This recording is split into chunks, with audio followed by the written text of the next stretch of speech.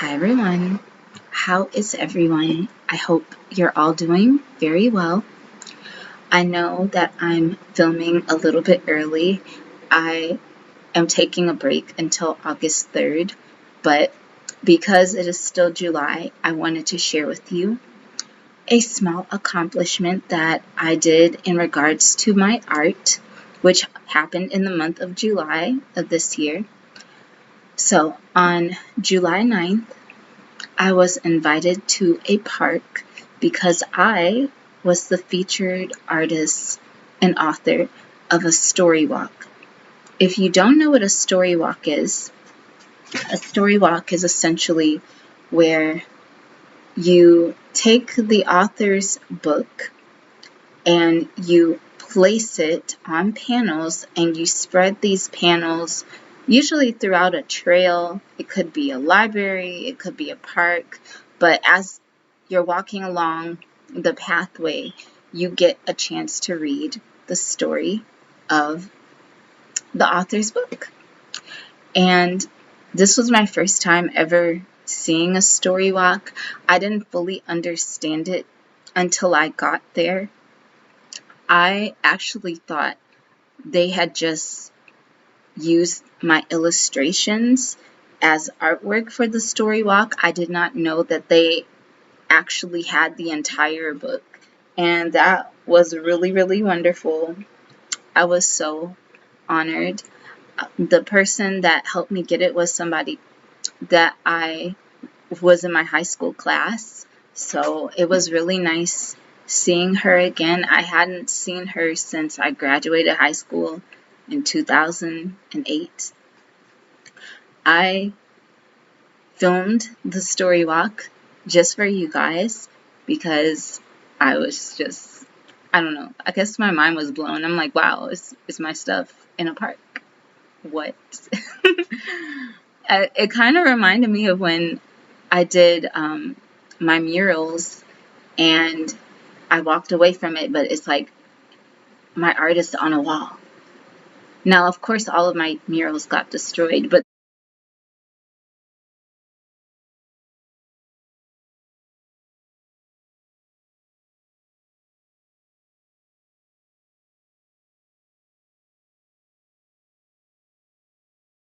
this was even better than a mural. This was just, I was just really honored.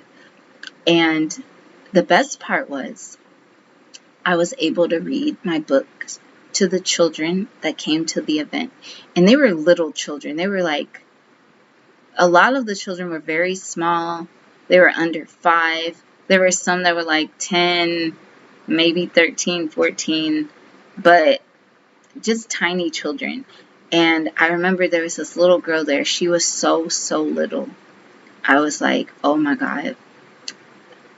I just was really touched to just be reading to all these children again, because I worked with children for about 10, 13 years. And sometimes I forget what it's like. But as I get older, it gets easier to work with them. And you really see how very small they are. There's a lot of activities that happen at the event. There was snow cones. There was a fire truck. That was actually probably my favorite part of the event. The fire truck was so amazing. I didn't realize how organized the fire truck was. They showed us the jaws of life. They showed us all of their instruments and different, all of their life-saving tools and stuff. And the firefighter was like, "Are you gonna write a book about firefighters?" And I'm like, I hadn't thought about that. And there was a lady there whose granddaughter was actually, she had a couple of grandchildren there, but her granddaughter was one of the tiny ones.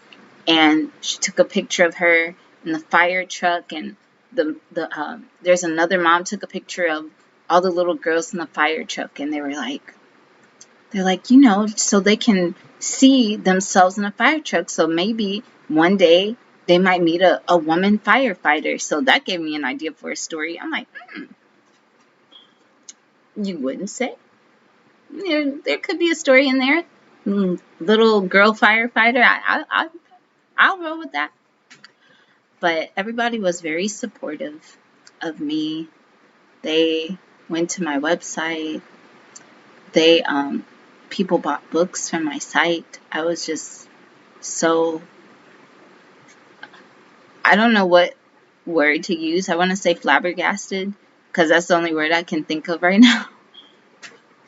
I should just say touched, but I think I was actually kind of shocked because sometimes when I get support from just for my art, I just get so shocked. I shouldn't be, but after you get ignored sometimes so long for your craft, and then somebody's like, see something in it, it's just really flabbergasting. So that's all I wanted to share with you guys. I'm still working on other projects. I'm still working on this lady's book. This is going to be the last book I illustrate for another person. I've already decided that. And then I'm just going to be retiring from book illustration for a while. Or wrapping up my other projects because I feel like I'm just moving on with my life. If I do a book, it'll just be my own book, my own manuscripts. I've also been practicing trying to make necklaces and stuff, like just beaded necklaces. Not because I'm interested in jewelry making. I'm really not. I just have a lot of beads and I'm trying to declutter and get rid of things. So the only way I can get rid of these beads is if I make them into jewelry or I add them to my art, and that's about it. So this is one necklace that I made. Put the little clasps on there. I'm still learning that, so I can unclasp it. It's like a dyed pearl, some sea glass, and some translucent quartz.